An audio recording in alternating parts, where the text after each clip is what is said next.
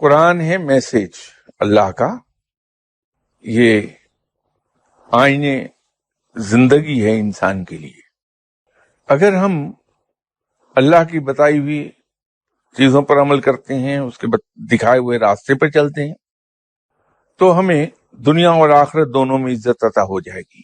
ابھی بھی آپ دیکھ لیجئے، اس کا تو ایک بڑا بیان ثبوت ہے کہ اگر ہمیں کسی آدمی کے بارے میں پتہ چلے کہ یہ بندہ اللہ کے بتائے ہوئے راستے پر چلنے کی صرف کوشش ہی کر رہا ہے، 100% نہ صحیح پارشلی اس پہ عمل کرتا ہے، تو ہم بغیر اس کو جانے اس کی عزت کرتے ہیں۔ ہمیں کوئی صاحب علم مل جائے، ولی اللہ مل جائے، تو ہم اس کی بہت عزت و تکریم کرتے ہیں۔